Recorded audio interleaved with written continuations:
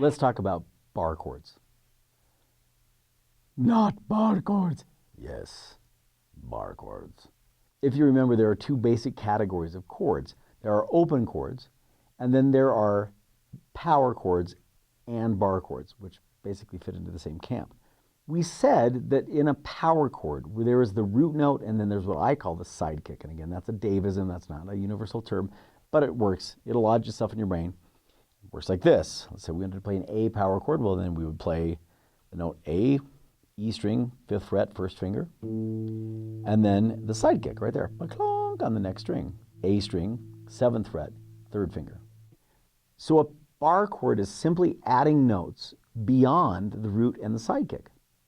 There are a variety of different shapes you can play in a bar chord that don't exist with only the root and the sidekick. A power chord is a power chord because it's a very simple chord. We call it power chord because it's powerful in its very simplicity. Now, a bar chord is more complex because there are more notes involved, but that also means you can have a really broad variety of tones. Some chords might be major, some chords might be minor, etc. And the way we control that is by the shape of the fingers as we apply it to the bar chord we're trying to play. So if we're going to do an A flat power chord, let's say we're going to put the root on our E string. Well, you could count up from the nut E, F, F sharp, G, G sharp, or A flat. Or you could use the dot trick and go, well, that's a G, G sharp, A flat. So G, there's an A flat. Okay, so there's the root note. The ring finger is going to come up and play the sidekick. So in other words, we have E string, 4th fret, 1st finger, A string, 6th fret, 3rd finger. There's an A flat power chord. So an A flat major bar chord is going to be a lot like an A flat power chord to start off with anyway. The two strings closest to our face, the low E and the A string, are going to be identical. The index finger, pointer finger, is going to be here, the sidekick is going to be here. But the difference is we're going to keep playing. We're going to keep all those other strings, we're going to play them. Let's talk about then the shape of a major chord if we were going to do the chord A flat major as an example. On the E string, we're going to go 4th fret, 1st finger for the root, A string, 6th fret, 3rd finger for the sidekick. And now here come the rest of the chords. On the D string, we're going to go 6th fret with the 4th finger, the G string, 5th fret with the middle finger, and then on the high B string, 4th fret, 1st finger, high E string, 4th fret, 1st finger. Now, that's a whole lot of 1st fingers we just talked about. Well, what we're doing with the bar chord is we're not arching the pointer finger at all. When we play a power chord, we kind of have an arch to our pointer finger so that it actually mutes those higher strings. When we're doing a bar chord, actually your pointer finger becomes a lot like a capo at that point, and it clamps down on all of the strings. So if we were to not use any of the other fingers, it would sound like this. So when you put those other fingers down, now this then is the shape of an A flat major chord. Now when I say the shape, it's because these are mobile chords. You can play an A flat major chord like this and scooch it up a fret, and there's an A major chord. Scooch it up a fret, there's an A sharp major chord. One more fret, there's a B major chord. One more fret, there's a C major chord. It's mobile. You can, as long as you find that root note with your pointer finger, just like a power chord, you can scooch it all over the neck. So how many major chords do you know? Well, the answer is now all of them. You know how to play a major shape, and now it's just a matter of moving it all over the neck. Now that's when the root lives on the E string. When the root lives on the A string, it's a different kind of shape for a major chord. But for now, that's a pretty good place to start. You can play every major chord that's possible with that shape. I'll show you. Let's just start on the note F on your low E string. We're going to put a major chord on there. So there, again, the shape is going to be this, just like this. So here's an F major chord, F sharp major chord, G major chord, G sharp major chord, etc., all the way up the neck until you get to F again. So to summarize, to play a major shape that's rooted on your E string of a bar chord, plain and simple, we're going to clamp down with our pointer finger. I'm going to say A flat major. So I'm going to find an A flat on my low E string with my pointer finger. But instead of arching it, I'm going to clamp down like it was a capo. And then I'm going to apply the shape of the major chord on top of that on the following strings. So it would be, one string at a time, low E string, 4th fret, with that barred 1st finger,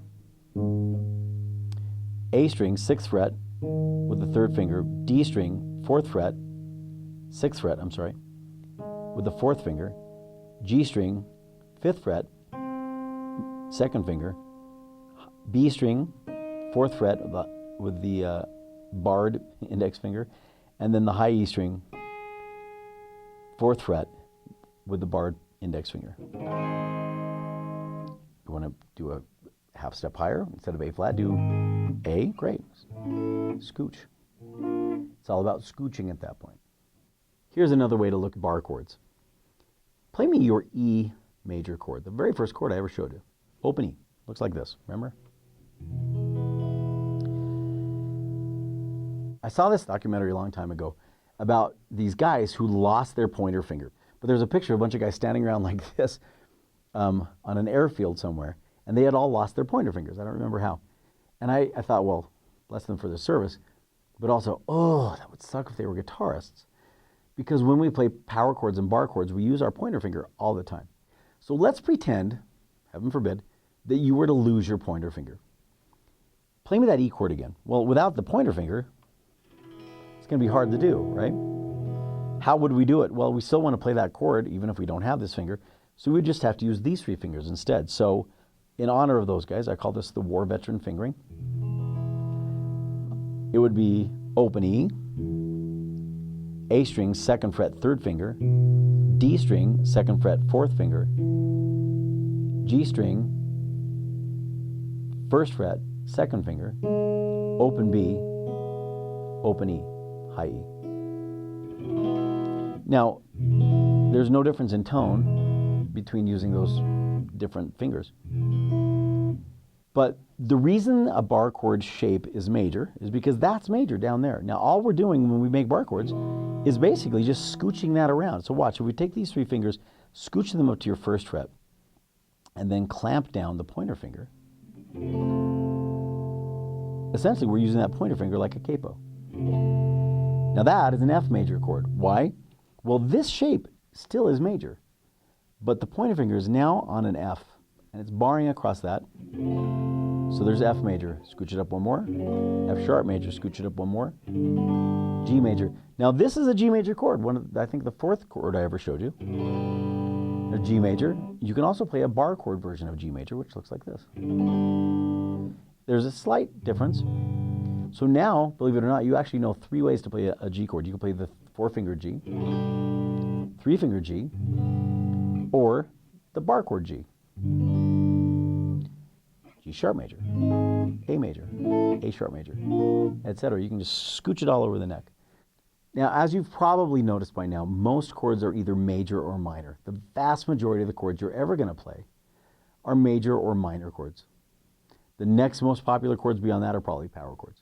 Let's talk about how to play a bar chord minor shape when the root lives on the low E string. Actually, the minor shape is pretty easy to grasp. If you've got that major shape, which as a reminder looks like this, it's really the same thing. The difference is our middle finger comes off the strings. Plain and simple. So that middle finger's down on the G string and it's major, comes off, and it's minor. So let me give you the numbers on that. If we wanted to play an A flat minor chord then, it would be E string, 4th fret, 1st finger, A string, 6th fret, 3rd finger, D string, 6th fret, 4th finger, a barred index finger, or 1st finger on the G string, barred 1st finger on the B string, barred 1st finger on the high E. That's how you play the bar chord minor shape when the root lives on the low E string. One thing is when your middle finger's down in a major shape, it's really easy to get this note to ring, the G string note.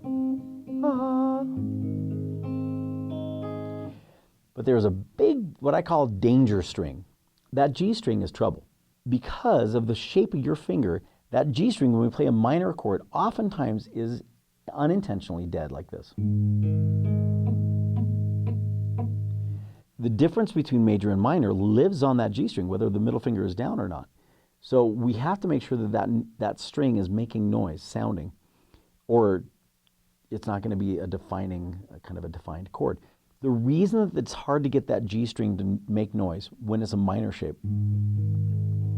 is because of your knuckles. Remember in the 1940s cartoons, Bugs Bunny would be like, and do that like figure 8 shape. Your knuckle kind of looks like that. There's a bone there, and then there's like a peak, and then there's a valley, and then there's a peak, and then there's a valley. If our pointer finger is not far enough up towards our face, the valley lands on basically the D strings and G strings. A lot of times when we're missing those two strings, like on the minor shape, see that dead note? It's simply because this pointer finger isn't far enough up to put the knuckle on that string. So be careful with the danger string. Make sure that pointer finger is up far enough to get that G string note to make noise, because that's the defining note of the chord. We want that note to ring. So here's just some common things that I've seen in lessons that people try to do. One of them is to kind of muscle the chord by clamping down using this big muscle, thumb muscle, like crushing this string. And that's okay if you have the hand strength to do it. But really, you only need to apply just as much pressure as needs to be applied and no more. You're just wasting effort after that. So when you're practicing these, I know it's new, don't put any more pressure than you need. Find a balance. Remember to get right next to the frets, and then you won't have to push down as hard also. Some people, and myself included, we like to rotate our pointer finger just a little bit so it's leaning more on the side. Now, you don't want to get extreme and do it like that, but you can roll it if your finger lets you. Just a little bit more to the side instead of so it's not flat like this. It's kind of more on the side a little bit. That's my finger. Maybe your finger is going to be a little different. Basically, I just want you to play around with that pointer finger especially to see where the comfort spot is. Remember to keep it pushed up towards your face so that you're going to get that danger string to ring. One of my favorite things I've ever seen is when I was reading a book about the Beatles. If I remember correctly, there's a picture of John Lennon and Paul McCartney when they first started playing bar chords, and they're like 12-year-old kids. And they're like, and the look on their face is like, shoot me, because they're trying their best. And I'm sure that the guitars they were playing weren't all that great, and so the strings are probably this far off the neck, but they're trying their best to get those bar chords down. Be patient. Bar chords take a while to get for most people, so if they come quickly, fantastic. But if they don't come immediately, that's okay. It's a lot like lifting weights, actually. You don't walk into the gym and go, you know what? Yeah, throw on all the weights. I'm ready to go. No. Little by little, your hand gets stronger and stronger, and you'll be able to play bar chords very soon.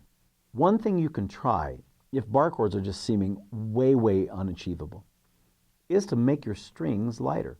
If you can afford it, buying a lighter, quote, gauge of strings is a good way to kind of ease into that for your hand muscles. So a lot of guitars come standard with what they call 9-gauge or 10-gauge strings. They make lighter strings than that, and you might want to try that. So get some new strings. Take it in maybe to your local repair person. Have them make sure that your strings are as close to the neck as they can get without causing fret buzz. Or that the term for that is that your action is as low as it can possibly be. In the spirit of talking about how to ease into bar chords, one way to do it is to play electric. If you're an acoustic player who has an electric guitar, go try these bar chords, the power chords, on the electric first, which tends to have a lower action. The electric tends to have the strings closer to the fretboard. Most of all, just be patient. It'll come. It'll come when it comes. You will get there. I've never, ever taught a student who eventually doesn't get power chords and bar chords down. They come. It might take a while, but you'll get it, I promise.